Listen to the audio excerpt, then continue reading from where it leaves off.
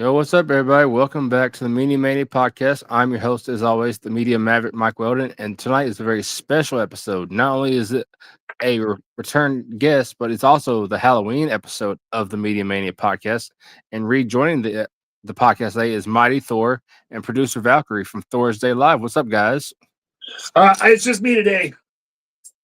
It's just you? But Valkyrie's great, but she's just she's not required to work every show that I'm a guest on, so I didn't make her work today. Okay. You let her have the day off. Yeah, I let her have the day off. I am a benevolent dictator. Well, for those of you wondering what the Halloween episode is this year, me and Thor are going to be talking about a cult classic. In my opinion, it's a spoof zombie movie called Cockneys versus Zombies. Fantastic movie, man. It was great. It's hilarious.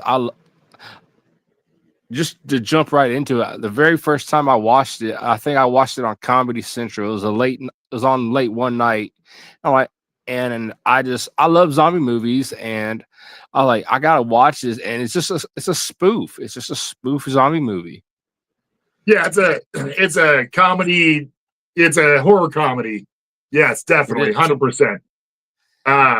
Yeah, no, it was fun, and just right away, the opening scenes just draw you right in. So from the very beginning, I was into the movie. It was a really easy movie to get into and follow and enjoy. It's been something that's been on my watch list for a while. I just hadn't watched it yet, and this gave me that opportunity to bump it up to the top. So I'm glad we're doing this so I can watch it. It honestly was I was very enjoyable. It was very enjoyable. It is one of my favorite. It's especially like when you start giving the old people the guns. They tape the guns to the one old man's walker. I'm like, I could just. And when you said you were able to do it, I'm like, I'm gonna tell him this on the episode. Like that would be something Thor would do. He would tape guns to his walker when he's an old man. That would be Thor. So obviously I'm a nerd. Well, I'm also a gun nerd. So there's actually two things about. Now, this isn't everything. This is just two specific things that were brought up at different times, or one that was shown and one that was brought up. And I don't know exactly how you want to do the layout of the movie. Do you want to talk about the plot and story first? Oh yeah. And the plot, like it starts out like some construction workers. Like I know it's about some British bank robbers, but the whole zombie outbreak starts from some construction workers digging up like an ancient burial ground. I think it's a burial ground. Yeah, sealed off. It was a tomb sealed off by, I think it was said King Edward III.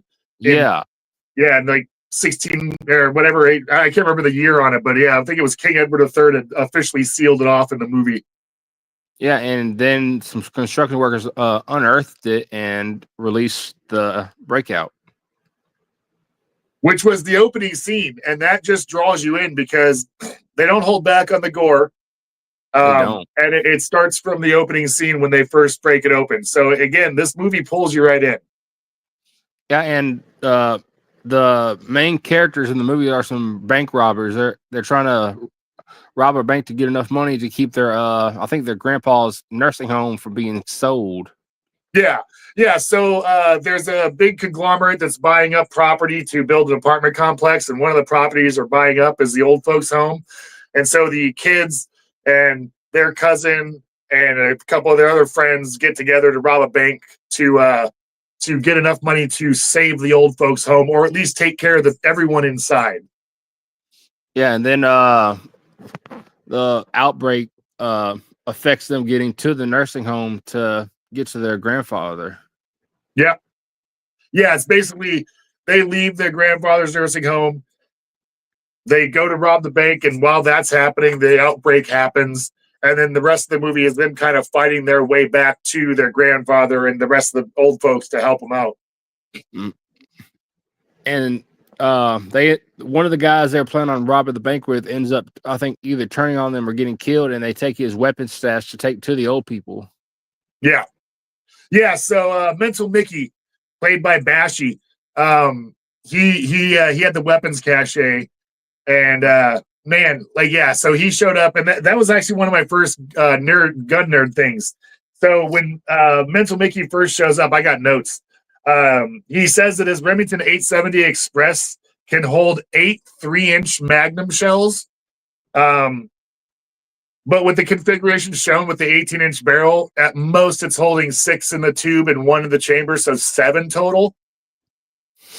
And it doesn't really matter, but he doesn't expressly say it's an Express Magnum. But I froze the screen when they showed the gun, and it is an Express Magnum, but he didn't specifically say that part of it. But it's a negligible part of the title of that gun, anyways. But yeah, so. They basically lied to add 1 more round. Like they wrote it wrong, and they only added 1 more shotgun round than what they would already hold. So it's kind of silly that they added 1 round. Oh, they had to make it Hollywood, Right. Now, don't get me wrong. There's competitive shotgun shooting. You have guys with mag tubes that are longer than their barrel because they hold like 10 rounds, but that's 10 shotgun shells. To give a little hit to those who don't understand why Thor is a gun nerd, he is a former U.S. Marine. Well, okay, I'm sorry, I misspoke. A Marine never retires. Yes, I am a former active duty Marine. Yes, former active duty Marine. Once a Marine, always Marine. Correct. Other than that, and then when they go back to Mental Mickey's locker to get the guns after, because he ends up getting bit and dying or getting killed by them because he turns. And they go back to the locker to get the guns. They're showing all the stuff in there, and they show a couple hand grenades. But the bottoms of the hand grenades are drilled out, which means they're demilitarized. So it's just, again, it's one of those things where obviously they're not going to have real hand grenades on set. But me seeing that, I immediately go, that's funny. Because I know they're just dummy grenades, basically. So what makes a grenade explode is a blasting cap inside.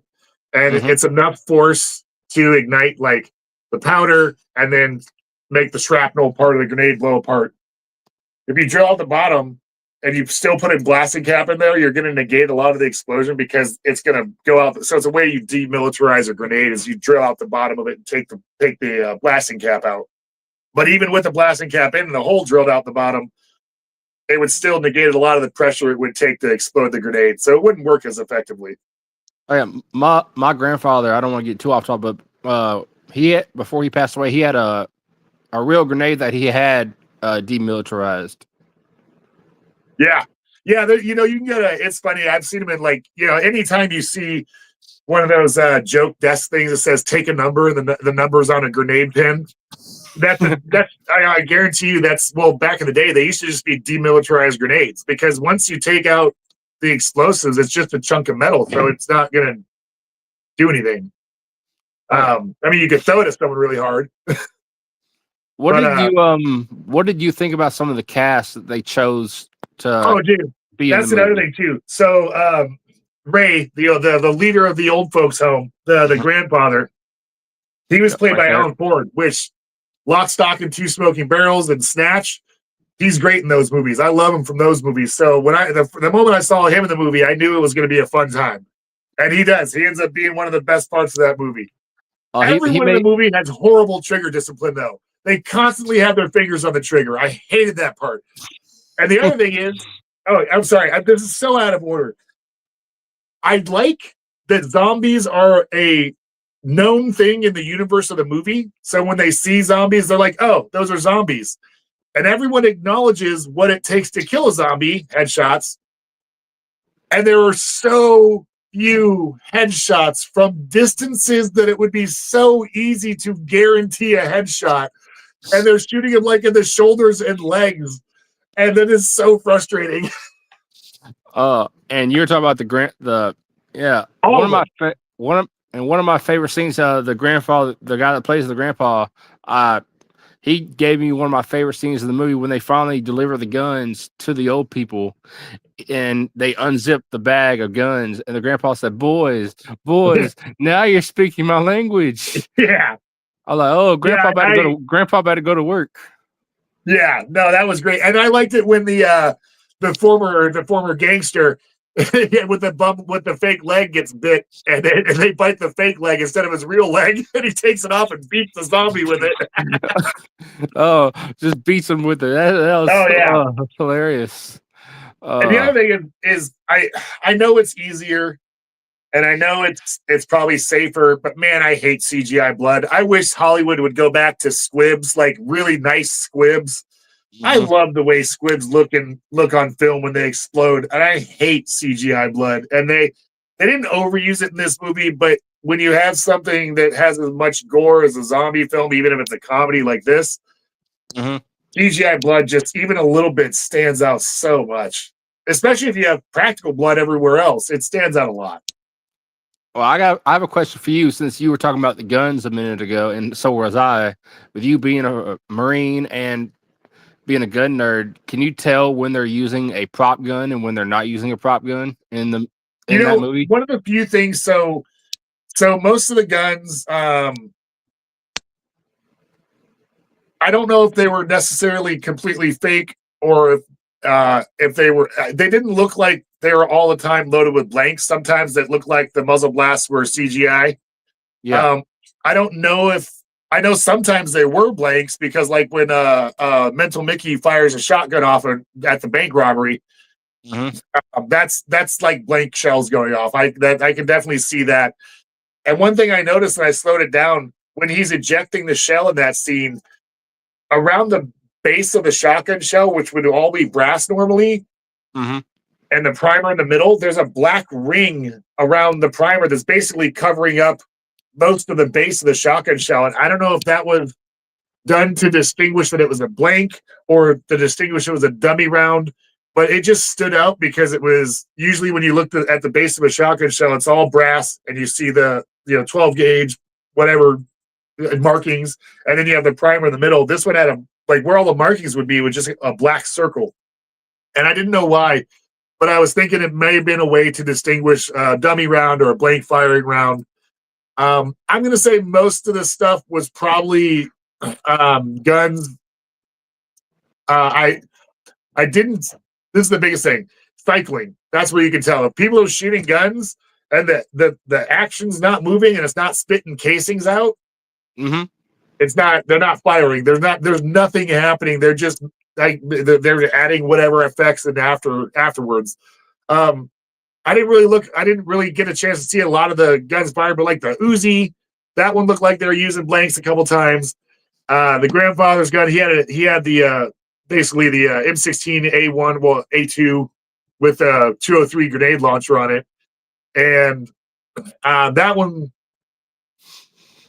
looked like it was firing blanks as well.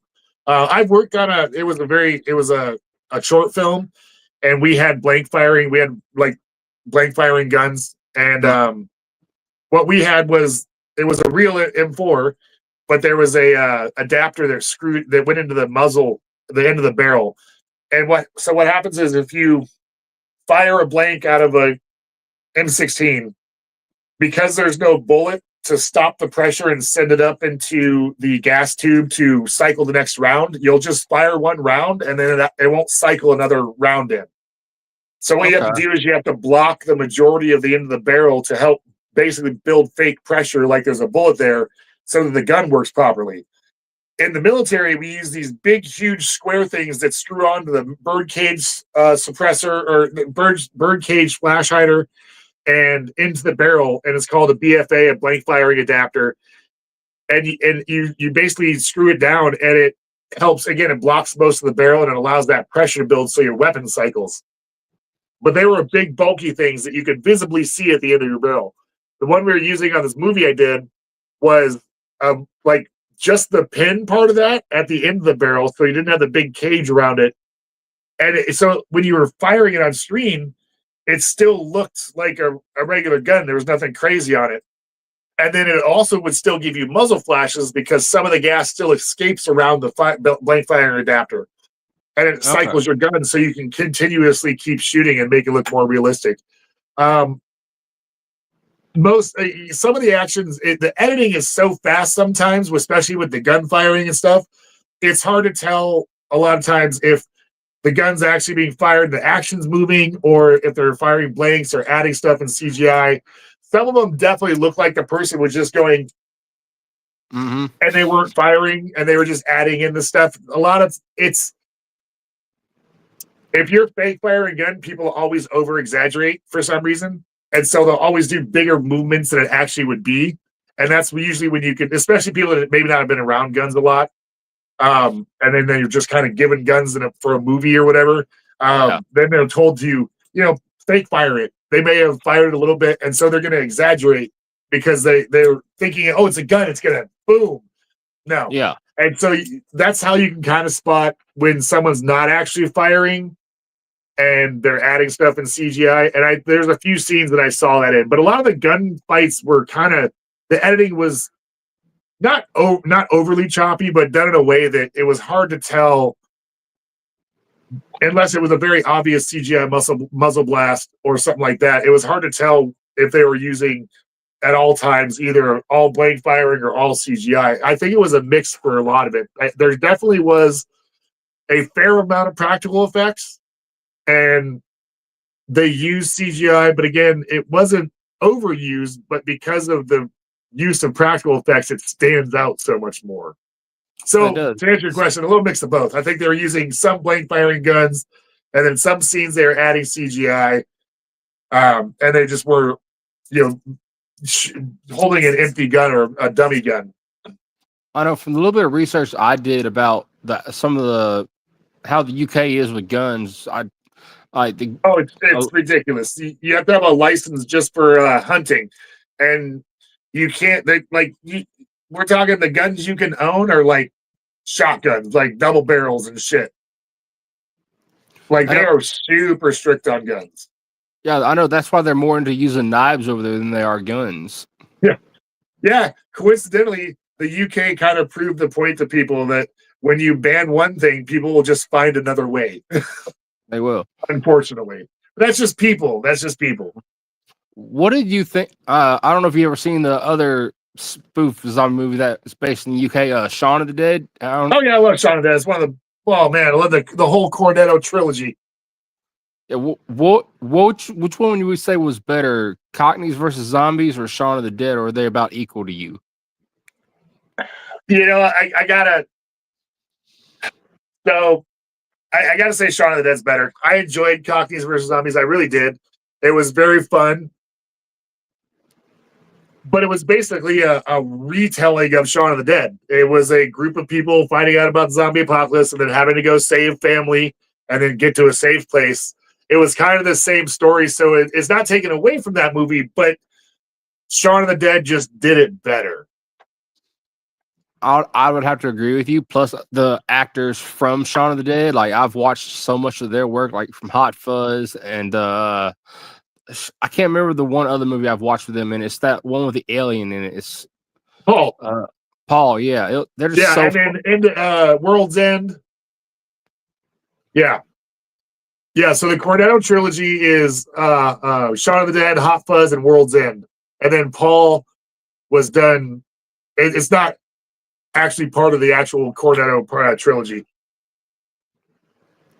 What would you say was your favorite moment from Cockneys versus Zombies? Like, me personally, I like the ending. I like the ending. Let's see. Let me see. I might have put this down.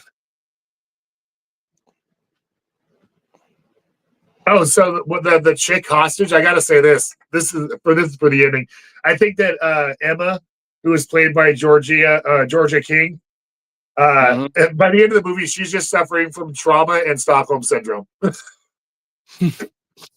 That's how her story ends. Because she starts to fall for one of the guys, and I know the guys never did anything else wrong in the movie. They just were trying to help their family, but still, by the end of that movie, she is in a bad position because of how this whole story has gone. It's just trauma. She's trauma bonding. Oh, this is great. An Indiana Jones callback when Katie shoots a zombie off the double-decker bus and then looks at everybody and says, "No ticket." Perfect. That was one of my favorite lines because it was such a perfect callback and not forcing it. it just kind of happened naturally, and so it kind of happened, and then I was like, oh, Indiana Jones callback, nice. So I like that one a lot. That was a good moment. Anything with anything with Alan Ford. Most of the cast wasn't super well known to me. Alan Ford, Bashy, those are about it. There may have been a couple other people that if I looked it up, they might have been in other stuff I've seen. But for the most part, the main cast wasn't people I knew really well of. And I think they did great. I think they did a fantastic job. Everyone was fun. What did you think about Davey being killed off? The comic relief. So I was watching it and I was taking notes as I'm watching. Because I watch it like twice. I watch it once to enjoy it, and then I watch it twice, second time to take notes. So Jack Doolan played Davey, the comic relief. I was in the middle of writing this. Davey is a great comic relief character who had the lighter moments / jokes, and he isn't overused. And then 5 minutes later, I had to add, and it sucked when he was killed because he hadn't been killed yet. Yeah, and we should probably warn people that there's going to be spoilers. Whoops. Oh, that's your fault. This is my show. I forgot to put the spoiler in the description. Oh, I pressed the wrong button. Yeah, I have no responsibility here. This isn't actually my show. You're in charge. I pulled for those that don't know who are wrestling fans, I pulled the phrase I just used. I used that from Okada in All Elite Wrestling. He's been doing that. I don't want to get too into it, but he's been saying, "Oh, I pressed the wrong button, bitch." Right? Yeah, to answer your question, when they killed the comic relief, that was just that it sucked. It sucked they killed off the comic relief. Because he wasn't overused, and he was actually they were actually using him like fucking perfectly. Like he would have a funny line, or part of his story was kind of comic relief. Like when he's talking about how he got caught robbing the store, and he literally starts flirting with the clerk, and sets his shotgun down, and she just picks it up and smashes him in the face with it. Just passes. I mean, he was just great, and it sucks that. And I get it. It's what you want, because that's the feelings you want. You want the satisfaction when Mental Mickey dies because he was an asshole, and so when he gets off, you're like, cool, and especially the way he gets killed. And then you have the complete opposite reaction when Davey dies because you liked him and everything was good and they weren't overusing his humor and it was perfect. And then he just out of nowhere, and you're like, shit. And the rest of the movie loses a little bit of that comic relief because nobody else picks it back up. I want to circle back to something you were saying about the Uzis. I talked a little bit about it, but the one scene when they get to the nursing home with the guns and the one old man with the walker, and they just tape. I think it's what two Uzis, or is it one? No, it's one Uzi. I think it was just one on one side. Yeah, they tape it to his walker, and he I don't know if it's just me, but he acts like he doesn't know how to use it at first, but then he just like goes to town with it. That part was great. That part really was. And then and the guy shooting the shotgun off at first because he wouldn't take his finger off the trigger. But no, that guy with the Uzi was great because it was funny because he was flirting with the bigger nurse, the nursing home nurse. And then he comes out of the kitchen and she's dead and eating somebody else. And he's like, sorry, love, and just lights her up with the Uzi. It's fantastic. I don't think I like you anymore. I just then is I don't know if he's the same guy, but he's outside when the other old people try to get him back in the nursing home. Yeah, that was him. Yeah. And he just takes his sweet time getting back. They're like zombies. He turns and he's like, "Oh, zombies!" It's just a funny, hilarious movie, and that's what made me pick it to do with my Halloween episode. I had a couple of different movie ideas I wanted, but I want some funny. I want some that no one really. You have all these people that do the big titles for their Halloween episode. I want something unique. I want something that'll give people a laugh. Yeah. Well, and here's something too. Like I got a question for you. So when they're robbing the bank and the police show up. Mm-hmm. So they're inside basically while the zombie apocalypse goes by them. Mm-hmm. And they can't see outside of the bank. But I was very curious about this, so I timed it. From the last moment we see the street normal with the cops out there wanting them to come out of the bank to the next time that we leave the bank with the people, it is only 1:53 minutes of screen time. The amount of destruction that is shown from the last time we see the streets normal to the next time, less than 2 minutes later, is a bit much. I get they're trying to go like overboard to show, but man, it was a little bit too much destruction. It was like literally almost like some sort of bomb went off. Mm-hmm. And and you didn't really, you heard some stuff outside of the bank, but you couldn't really tell what it was, at least not with where I was watching on Amazon Prime. I don't know, maybe the sound wasn't that great, but I could hear stuff going on outside the bank, but not quite. But I only heard it when I rewatched it because it's so low. Yeah. If you're not looking, if you're paying attention to what they're saying and not really listening, you kind of don't hear it. I only really heard it the second time watching it through. And it just is so much in such a short period of time. And honestly, it's probably less time in the actual universe of the movie because that was a minute or, just under 2 minutes of just screen time. But in that 2 minutes, they leave the bank scenario and they go back to the nursing home and we see what the nursing home is up to. Then we go back to the bank. So in that 2 minutes, we flash from one scene to another and back. And it's a lot that happens with very, very little buildup. I wish they had done more. They did good zombie buildup, but I wish they had done more buildup to the devastation that they showed when they first walk out of the bank after the zombies have gone through, basically. It was just, it was fine. This is getting nitpicky.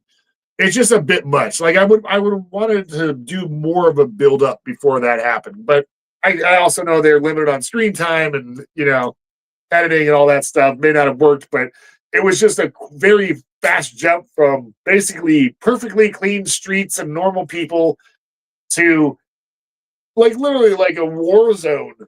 And it was less than 2 minutes of screen time. And you're just like, that's a bit much. Especially because the zombies aren't really running zombies in this movie. They're mainly walking zombies. It kind of reminded me of how Shaun of the Dead did. Because like in the Shaun of the Dead, Sean's mom's boyfriend or whatever he is, he gets bit and acts like it's no big deal at first. It was so funny. That just popped up somewhere today where it's that theme from Shaun of the Dead where he's on the phone with his mom.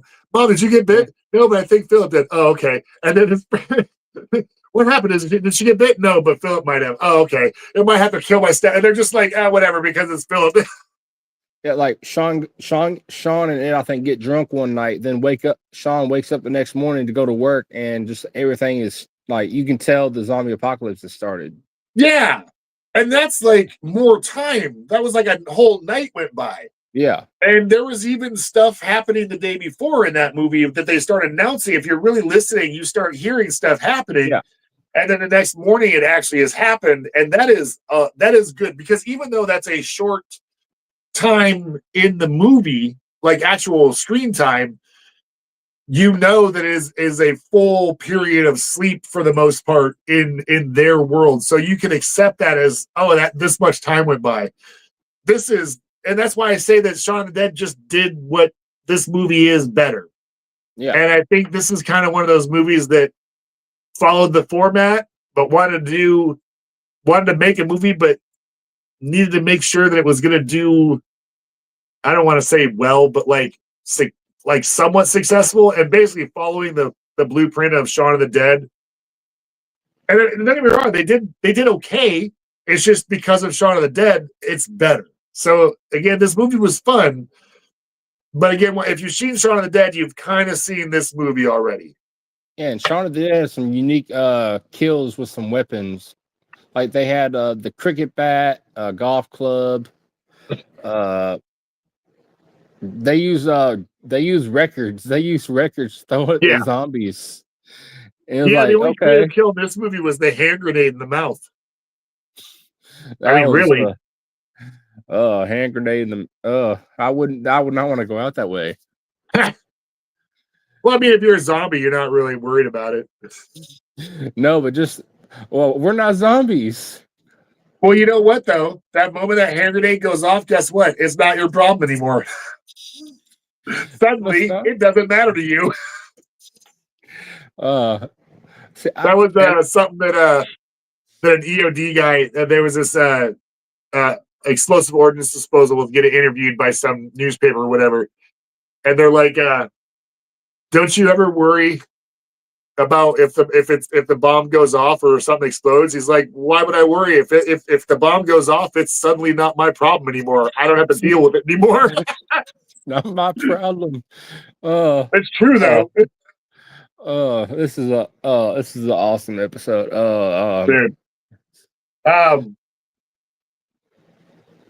Yeah, I like how they know what zombies are in the movie, but I hate how they say the rules and they are like almost blatantly ignoring the rules of how to kill them, because there's just like, from 3 feet away, they're pulling a gun on a zombie and then shooting him in the shoulder. And I'm like, you guys have said already that it takes headshots to kill him. Why are you just basically you're technically not even wounding a zombie when you shoot him anywhere but the head, because they just keep coming anyways. That was one of the things that got me, was like, why don't they stick to the rules that the universe has established that they know about and that zombies are a thing? So yeah, that again, one of the things that Shaun of the Dead just did it better, because they acknowledge there's zombies in that movie, but it's not overly done. It's just like a kind of a quick thing. Oh, okay, yeah. And then they start taking care of business basically. I want to know how in Cockneys versus Zombies they knew how to they knew they were zombies and how to kill them. I want to know how they already knew what to do. I want some back details. Well, yeah, and that's the thing. Like, so basically, I look at it like this: like that movie's kind of in our world. So, like, if we were to suddenly have a zombie outbreak, well, we know what zombies are because we've had them in pop culture for decades now. But like, if a lot of movies that have zombies aren't a thing in that movie's universe. So when the zombie outbreak happens, they don't know what zombies are. Like, there's no such thing as zombies. Like in The Walking Dead, they don't, like in that universe, zombies isn't a thing. So when the outbreak happens, they don't know what it is. It's just walkers. They're not zombies. They're walkers. So if we were to, in the real world, were to have a zombie outbreak, we would know, oh, those are zombies, just like happens in this movie. Like, they literally walk out of the bank and then they look around and then the Katie chick goes, oh, zombies. And they're like, are you sure? And they one of the guys they had shot stands back up with his guts falling out. And she's like, yep, pretty sure.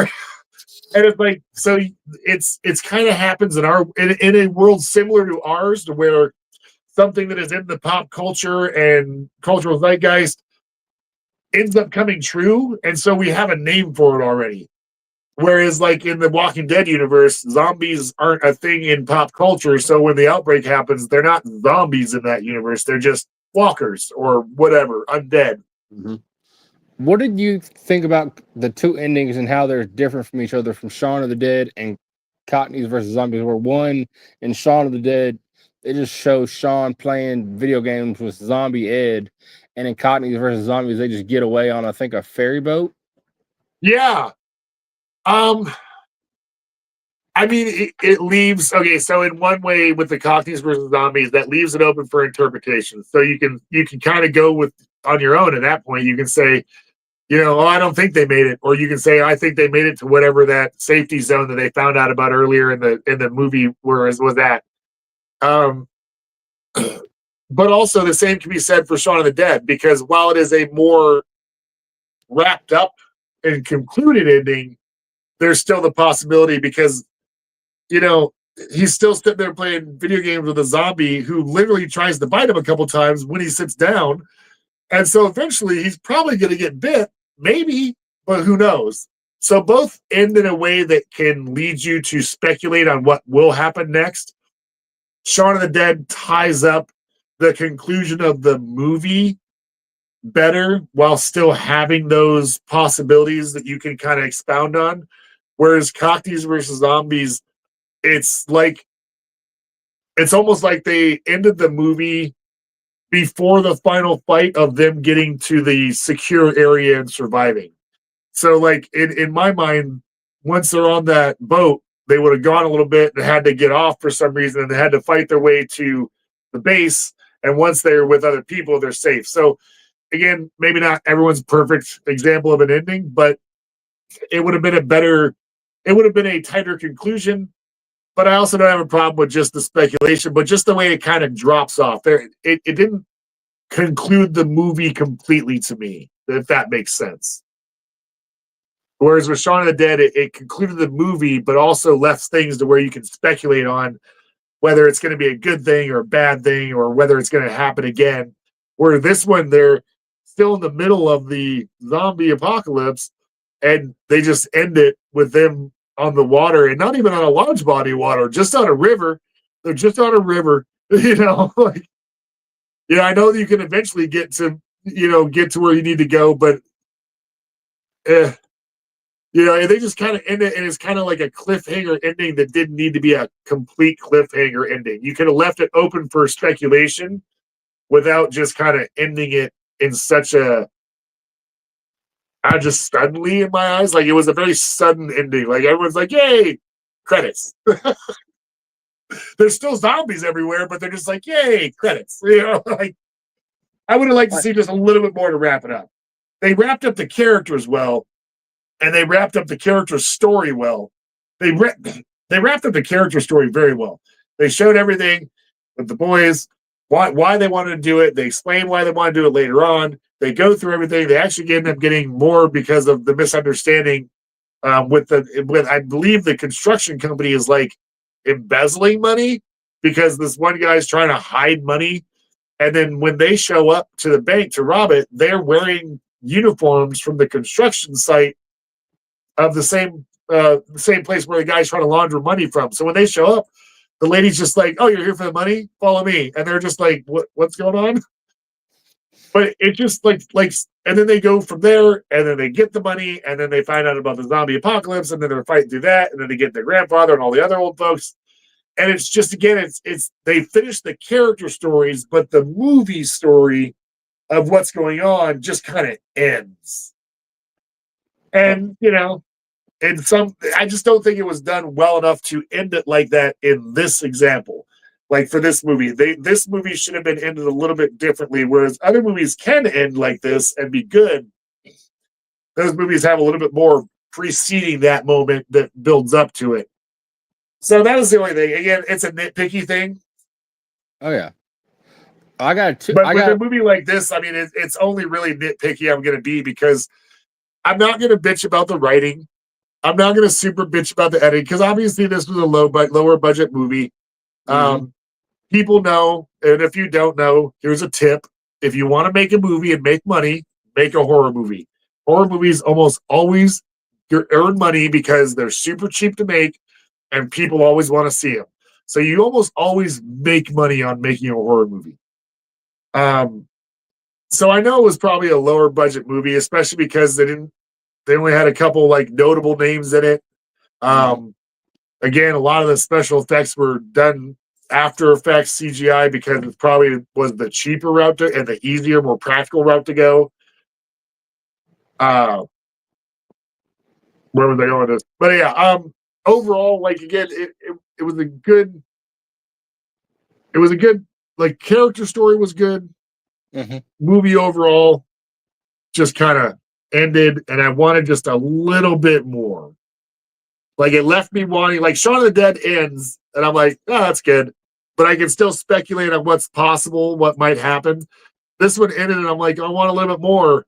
And then I want that speculation. It was just a bit quick. But yeah, character stories, so they did fantastic with the character stories. And so I'm not going to nitpick writing, because it was a very basic story. Again, it was kind of Shaun of the Dead all over again in a different way. But it was an inexpensive movie. I'm not going to really harp on the special effects. I'm going to bitch about CGI blood, just because CGI blood sucks no matter where you use it. Even in John Wick, CGI blood sucks. The filming was actually done pretty well. Like the actual videography, filming, stuff like that was with the cinematography. It was actually done pretty well. The editing, again, how choppy it was, sometimes a little rough. But honestly, the overall filming of it was done fairly well. Like they had good moments of build up and tension, and then good moments of build up and comedy. Like you had build up and tension with some of the zombie things, and then you had the guy trying to run from the zombie in a walker, using a walker, and it's that same build up and tension, but then it's comedy instead of horror. And it so the only thing the only thing I'm gonna say in the long run is it's a retelling of a story you've already seen. It's worth watching because it's funny, but I wish they had just done like 15 more minutes of movie, maybe 10. You don't even have to do 15, 10. I think you could have just wrapped up the movie story a little bit tighter and had room for speculation still afterwards. But it wasn't a horrible ending. It was just kind of sudden because everything's still going to shit around them. I've got a 2-part question for you. It's a bit of a curveball. Well, in my opinion, it's a bit of a curveball. I want let's see, what's the word I'm looking for? Like, I want to know where you would put it on a list of zombie horror movies, whatever. As not only because I know you're not only a horror fan, but you're also a gun nut. So between how it looked as a zombie movie and the guns and how the guns were used in the movie, where would you put it on a list of movies for people to watch? So like from 1 to 100.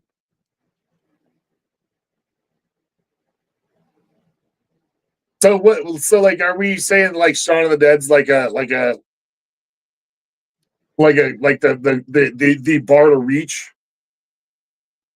Okay, I'll rephrase it. If Shaun of the Dead and Cockneys versus Zombies were in the top 5 zombie movies, where would you place them on top of each other?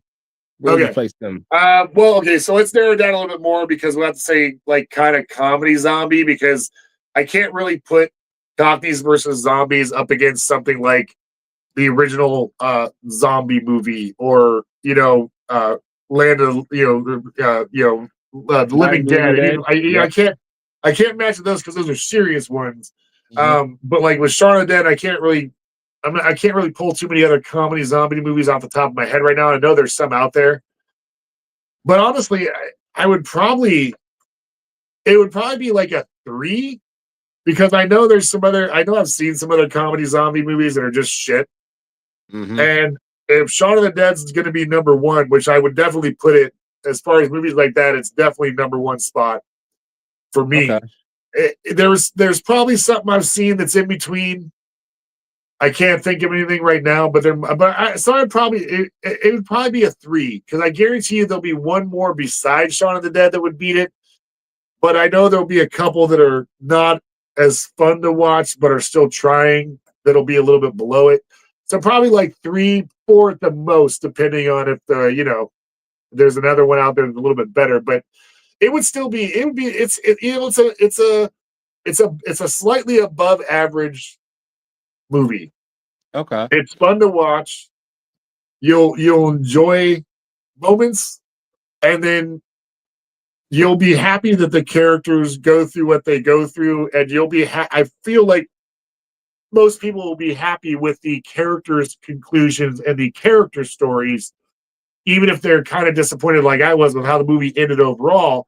Again, I was very happy with how the characters were handled and how their stories were concluded and finished and finalized. As far as like what they were trying to do that day, I know their stories as far as surviving isn't done, but the story for that day, they wrapped that up nicely. So let's do it this way. Okay. Let's do out of 10. Let's do I was thinking about doing like a movie review show a while back, and I was going to do like out of 10 hammers. So we'll just do stars. It's your show. We'll do whatever. We'll do jack-o'-lanterns for Halloween. Jack-o'-lanterns. Yep. Jack-o'-lanterns. So out of 10 jack-o'-lanterns, if Shaun of the Dead was a 10, this would be a 5 or a 6. It's not bad. I'd give Cockneys versus Zombies a 5.5. Yeah. I would. Again, I would. If I had written down more movies to have on hand, I would have probably been able to pick a little bit more specifically.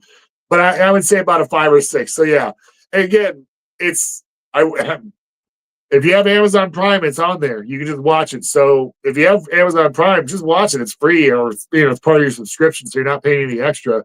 Zombieland. My biggest thing is I would have Zombieland. What's that? Zombieland. It's another comedy. Oh, see, there you go, Zombieland. There's another. Yeah, I don't even know why. Even the second Zombieland. Okay, so here you go. So Shaun of the Dead was 1, Zombieland is 2, and those might, for some people, those might be flip flop, which is totally fair. I get it. But if Shaun of the Dead and Zombieland are 1 and 2, and I'm talking about Zombieland 1, and then Zombieland 2 was 4, then Cockneys versus Zombies is 3. Because I still enjoyed Zombieland 2, but I definitely enjoyed Cockneys versus Zombies more than I enjoyed Zombieland 2. I enjoyed, yeah. I don't know what would be in 5, but it would there's like, so like Zombieland would be like a 7 or 8 on my 10 scale. Cockneys Zombies, 5, 6, Shaun of the Dead, 8, 9, 10. So that's and then Zombieland 2 would fall like a 4 or 5. I know there's another zombie movie. I don't know if I consider it a comedy movie. It's called Warm Hearts. Warm Hearts or Warm Bodies? Warm Bodies. I think that's Warm Nicholas Bodies. Hoult, Lex Luthor. Yeah. Yeah, it was like a romance comedy zombie movie. Romantic, teen romance type of movie. Yeah, well, it also had this comedy in it too, so you could double classify it. That's another one that you could use. Well, that's the problem with me. So that's why the moment someone looks at me and says, "Hey, what's your favorite movie?" That's impossible. I can give you like my top 5 to 10 movies in every genre and then possibly subgenres, but I can't pick just one movie I like out of everything. That's an impossibility. So you get into like, you've got like, you got your drama, and then below drama, you got comedy drama, romantic drama, and horror drama, and thriller drama. And then, you got action, and then you got drama action.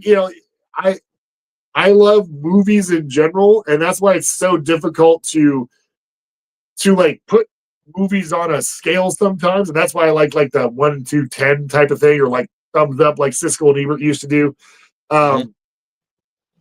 Because it's an easier way for me to put a movie in a place than try and list them in like a hierarchy order. It's easier for me to do a 1 through 10 scale and be like, yeah, it falls here, or it falls here, or it falls here. Because I've seen, and I just love movies. I have it's packed away now, but I have over 1,000 DVDs, and this is just within the last 10 years that I acquired all this. But I got like over 1,000 DVDs. VHS tapes I've had forever, but I've got a shit ton of VHS tapes. I have and then I have a hard drive with 700 or 800 movies on that. I have a shit ton of movies. I love movies. I like some TV. I like TV shows, but I'm a way bigger movie buff than I am a TV buff. Speaking of DVD, I actually have Cockneys versus Zombies on DVD. It's in my DVD room. Nice. That actually made it easier for me to pick it, because I knew it was on Amazon Prime. Like I have like physical access to it, so like it's easier for me to go just watch it and be able to talk about it easier. Oh yeah, dude, I'm a big physical media guy. Like, eventually, I'm going to start adding to my movie collection, because okay. So this is one of the reasons I'm a big physical media guy. George Lucas has specifically said the reason he's changing Star Wars now and redoing stuff in the original movies is because he knows that the formats that the original movies were done on are eventually going to degrade and go away. And so the only thing that will be left are the digital format movies, which are now all changed and updated. So eventually you're no longer going to be able to find an original copy of Star Wars that's untouched, because I have it on VHS, I have it on DVD, but eventually that VHS tape is going to fall apart, and eventually that DVD is going to degrade. It may take longer, but it'll happen. And yeah, there's going to be a point in time in our world where people cannot see the original version, theatrical release of any of the first 3 Star Wars movies. And I find that very upsetting. And so I love having physical media to maintain stuff like that. I have theatrical release versions of all Star Wars movies. And I'm probably going to end up copying them digitally so that I can still maintain those original copies. Like I'll take my VHS tapes and record them onto, digital format. But man, isn't that crazy to think? There's going to be movies that people won't be able to see the original version of because the format's degraded and gone, and the only thing you have is what's available. Yeah. And so that's why I hold on to physical media as much as possible. Yeah, like I scroll through social media. I don't want and I've seen like videos of some unedited footage from the original Star Wars movies of like Boba Fett's voice, like the 2 different voice actors. Like you have the newer version and the original version, and it's so hard to find that now.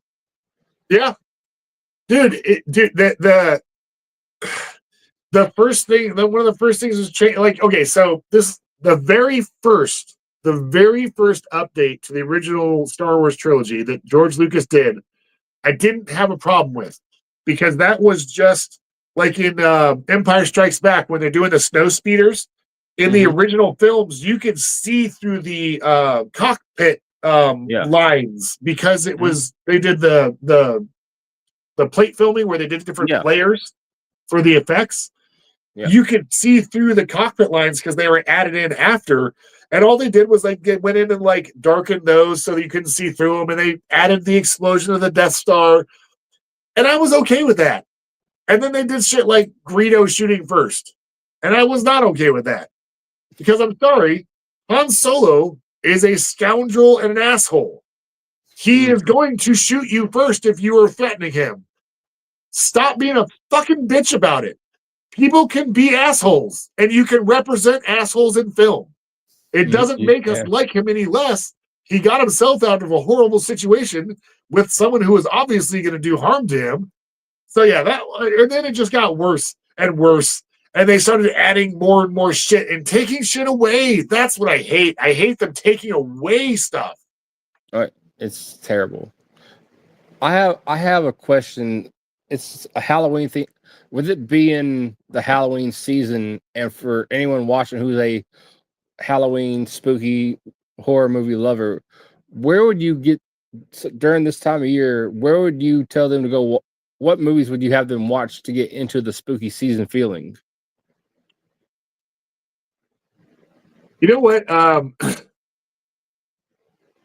A lot of people these days, especially, I guarantee you won't know this. Peter Jackson. Did you know that Peter Jackson started out in very, very, very graphic horror movies? I didn't. Yeah. Go check out Bad Taste. Or what's the other one he did? Oh man. Just go look up Peter Jackson's first films. You will be blown away with the amount of gore and just disgustingness in his films. And this is the guy that did the Lord of the Rings, all 3 of them, and The Hobbit. The movies he first started making are fucking insane. So I definitely recommend any early Peter Jackson stuff. So what I'm giving you now is I'm giving you the stuff that I personally would watch during Halloween. Okay. So any early Peter Jackson stuff.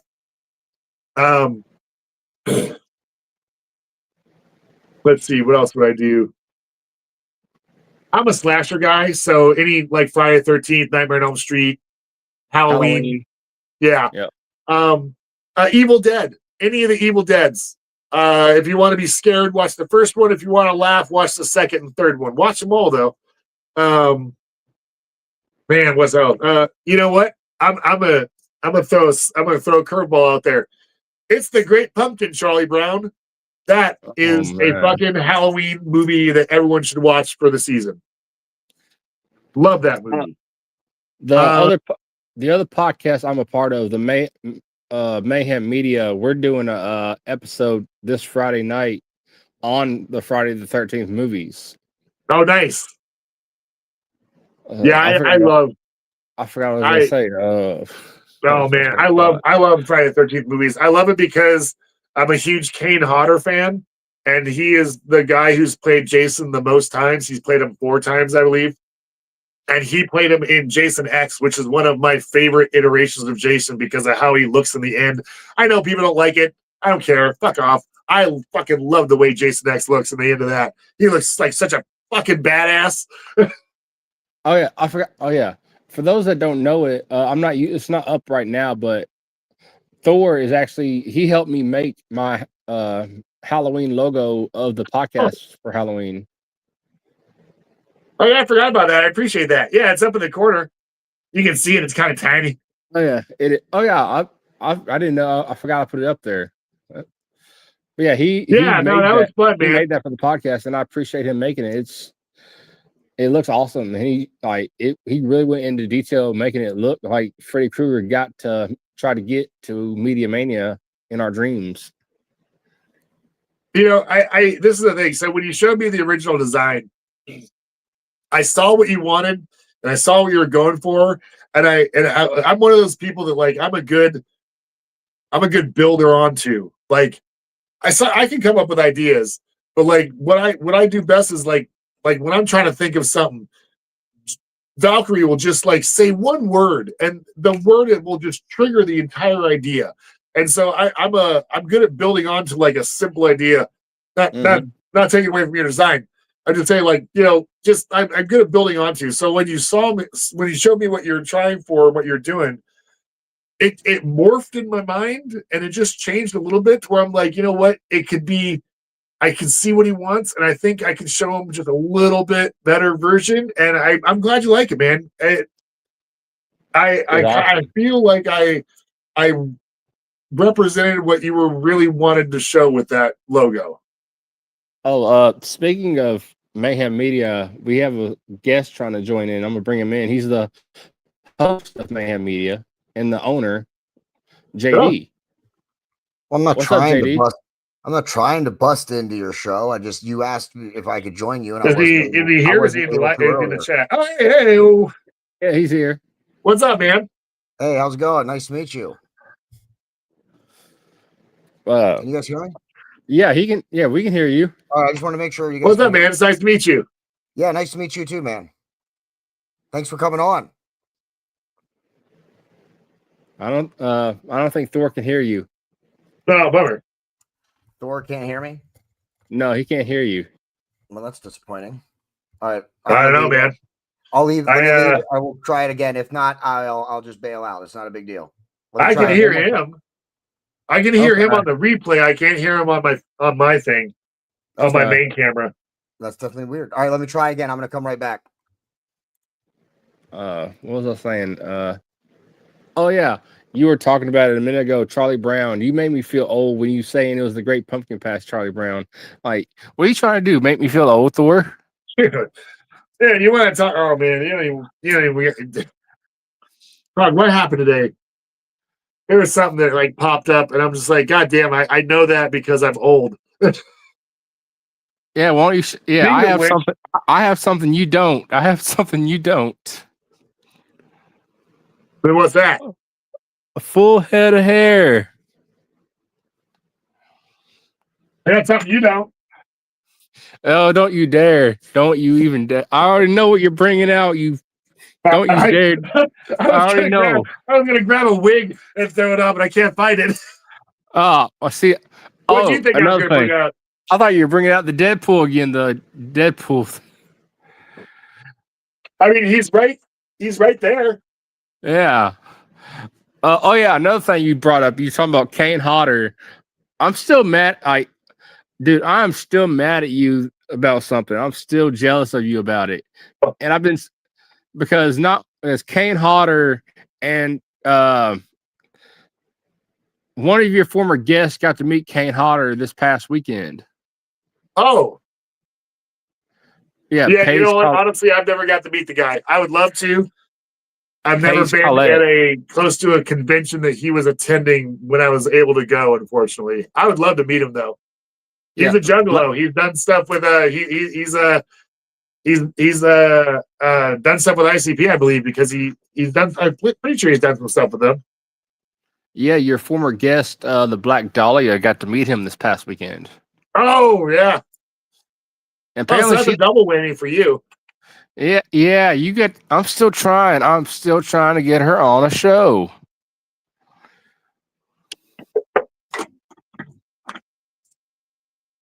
Keep pressing.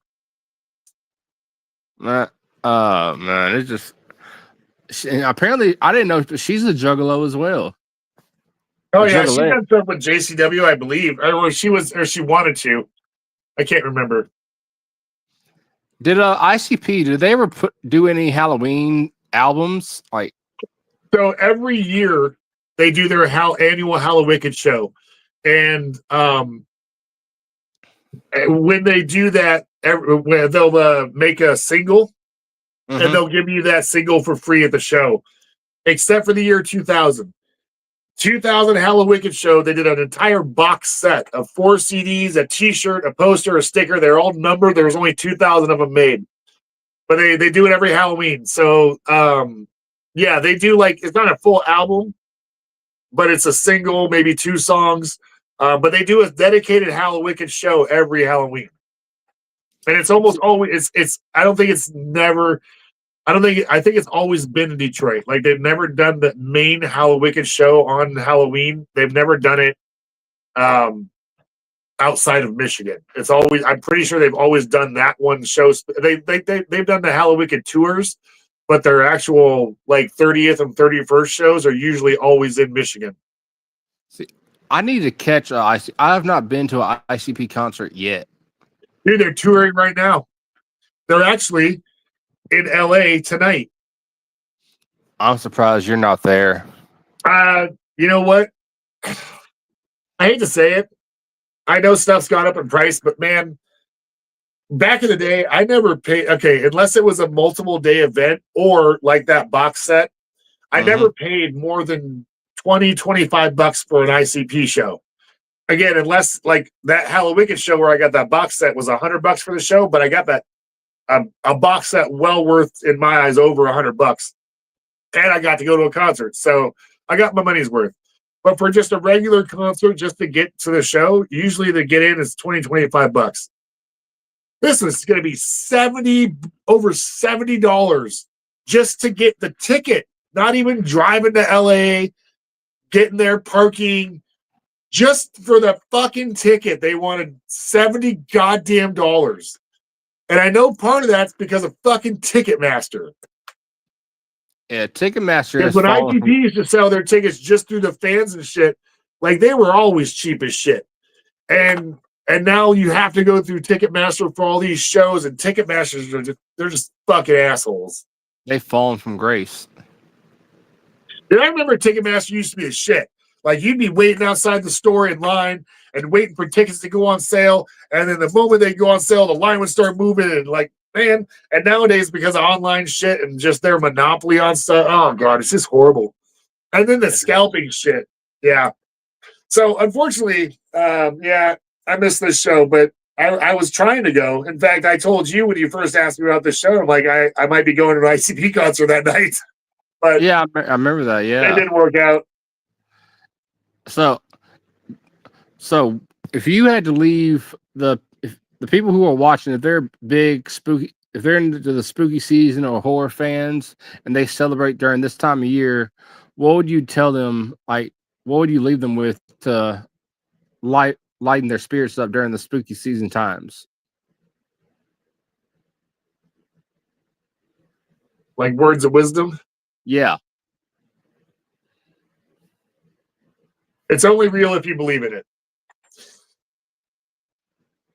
And would you take the trick or would you take the treat? No, yeah. So legitimately, be safe. Enjoy the spooky season. Take advantage of it. Don't be harmful, but nobody will cry over a few tricks if they're the right kind of tricks. So enjoy the spooky season.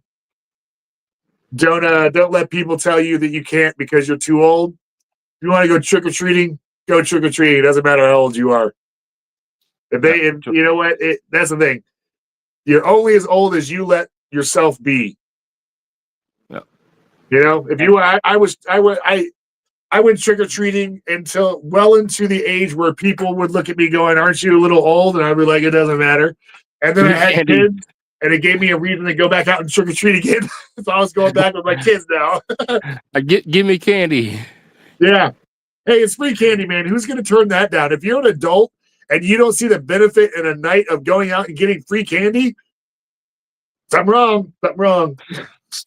I mean, come on. You think about it. If you're handing out candy, you don't even have to go anywhere. So I get that. But like, if you can go out, enjoy the spooky season. Look into the history of it. I love the actual true history of the traditions of Halloween and All Hallows Eve and All Saints Day and Samhain and all that stuff. Like, look into that stuff, research that stuff. It goes back well beyond Christian beliefs and stuff, and way back into the pagan era of humanity. Look into it. It's got some amazing traditions and stuff, and the reasons why the traditions are what they are. So I definitely encourage people to truly research the history of Halloween and all the practices, and why they were done, because it is very interesting. And again, it's one of those things where I'm a big nerd and I'm a general nerd, so that's just nerd shit to me. So I love researching stuff. Look into it though. Halloween is one of the most fascinating holidays with some of the most rich traditional histories and stuff being put into it out of most of the holidays, in my opinion. There are very few holidays that are kind of worldwide. Like, I know Halloween isn't worldwide. No. But I mean, like Christmas, Halloween, New Year, those are like beyond American borders holidays. Like 4th of July, that's just us. Valentine's Day, yeah, maybe some other people, but I'm pretty sure Valentine's Day is just us for the most part. And so it's out of like those holidays that have deep-rooted traditions. I think Halloween even beats out Christmas, because Christmas has got some pretty boring shit in its history. And it's got some cool shit too. Look into Krampus. Oh, look into Krampus. You want to see the good side of Christmas? Look into the history of Krampus. You know what? As soon as we get done with this, I'm sending you something, because for Christmas. I'm send you something. Hey, do you want to do a Christmas show? And we'll do the movie Krampus. Oh, it's getting put on the books as soon as we go off the air. That movie, I love it. I will watch that movie multiple times again to make sure. That movie was great. Love that movie.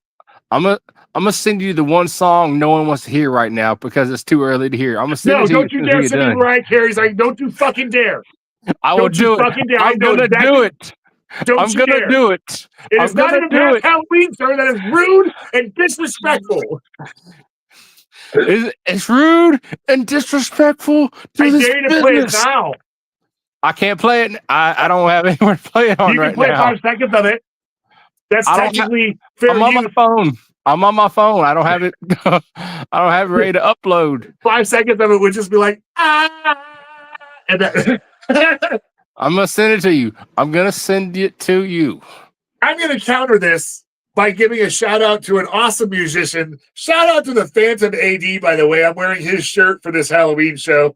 If you want to hear some awesome spooky music, go check out the Phantom AD. I'll counter you with another one. I'm not wearing their shirt right now, but if you want to check out another band that's not very known, well, at least I didn't know about them until the last 2 or 3 years, is the band Ghost. No, dude, you didn't know Ghost? I didn't know Ghost. Oh, dude, Ghost is fucking awesome.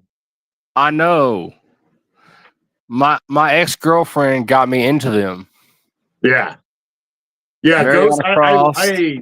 Yeah, they've got some good shit.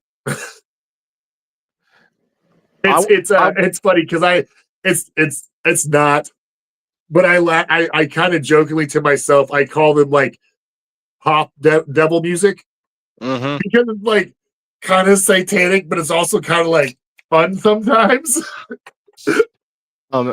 I've got to see one of their concerts. It was just such an awesome time. It was an awesome dude, time. I've not seen them live. I would love to. Oh, dude, it is a whole experience. You know who I really want to see live as well, but the only thing is they don't tour the US that often is Rammstein. I love Rammstein. And I have never been to one of their shows, and their shows are fucking epic. One of the next episodes I have you on, not the Christmas one, but the one I do after, I'm gonna do a music episode just talking about all the music and how there's so many different genres and some of the bands me and you both listen to, and how some of the bands. Dude, if you were to scroll through my playlist, you'd be like, "What the fuck?" I got everything from like classical music to fucking Ghost to like Finn Troll. Dude, if you ever listen to Finn Troll, it's Norwegian Viking music, basically, or black metal, Norwegian black metal. And with it being shit, this might not be Halloween to some people, but I would feel wrong because they painted their faces for years as part of the band, and it broke my heart earlier this week to see it about fucking Ace from the Spaceman from Kiss passing away. Ace Frehley, yeah. It broke my heart. That was surprising. Man, you kind of, and Kiss was around well before I was in this world, and they've been around my whole life, and they were around before me, and it's crazy to see these guys who, it's a little bit different for actors than it is like musicians. I think I see musical acts like because of their performances and stuff. Mm-hmm. It's almost like they've got, like when I saw Ozzy, dude, I never thought Ozzy was going to die. No. Dude, I legitimately never thought that man was going to die. When I saw the Black Sabbath reunion tour in 99, granted that was in 1999, but that dude then was running around on stage like a fucking 18-year-old. Sharon! Dude, it was insane. And I just, you just see these people that are just these like gods of rock and music, and because of their personas and everything, like fucking the Rolling Stones, dude, all those people did so many fucking drugs, they should have been dead decades ago, and somehow they're fucking still alive. And that's what like caught me off guard with Ozzy, because I'm like, dude, I thought he was gonna live forever. And I know that's not true, but fuck, man, sometimes you look at people and you're like, dude, if half the drugs in the world couldn't stop the guy, and the only reason I brought up Ace is I see people every year dressed up as members of Kiss for Halloween and like for Halloween parties. Oh, yeah. Like, so Kiss played a part in pop culture in every way and form. That Family Guy episode where Peter finds out Lois isn't really a Kiss fan because he's like, who's your favorite? And she's like, Ace Frehley. She's like, that's not true. Nobody, not even, or like that was it not even Ace Frehley likes Ace Frehley or something like that. It was fucking hilarious. There's another episode. Peter has started a band with Joe, Glenn, and Quagmire, and Gene Simmons shows up and starts doing the tongue thing, and it just shows they really exaggerate how long his tongue really is. Yes. And his tongue gets into the house where Lois is, and she just somehow automatically she thinks she knows it's Gene Simmons. I'm like, there's no way. She slept with him. Yeah. Yes. I'm like, oh. How did this make it? Oh man, Family Guy just pushing the envelope before he was Gene Simmons. Oh man, that was a funny episode. Oh man. I want to thank you. What was your overall opinion on Cockneys versus Zombies?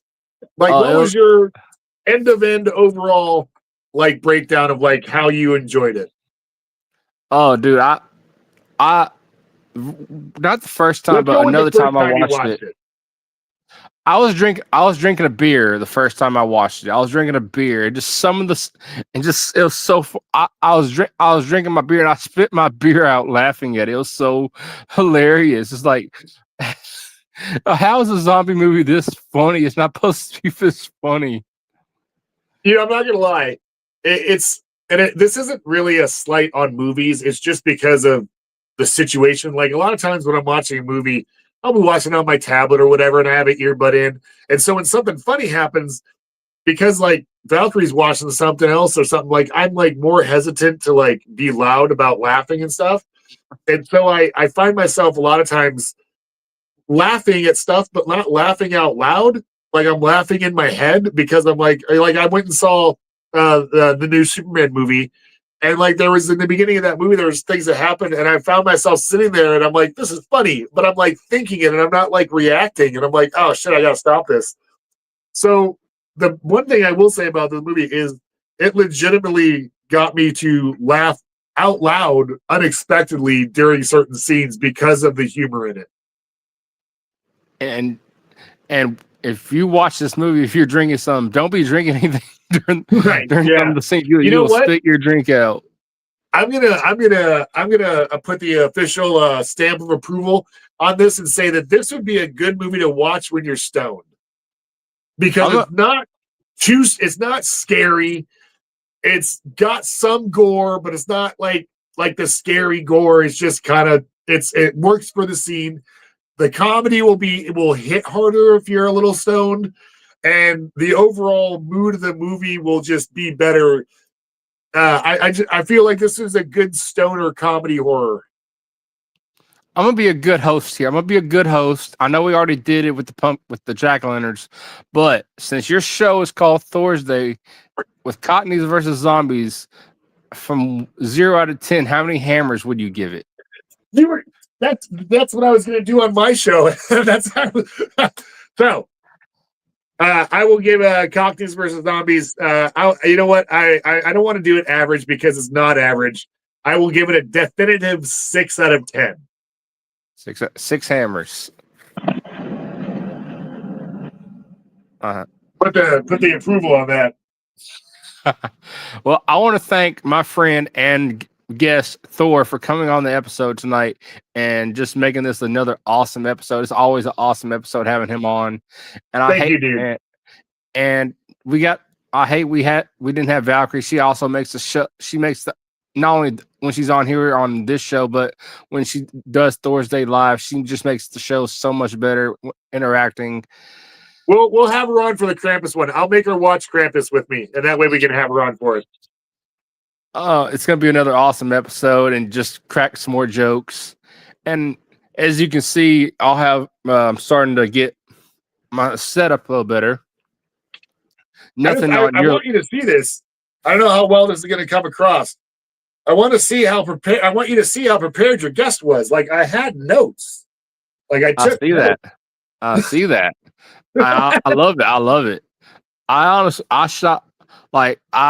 shot this from the hip. Like I shot this from the hip.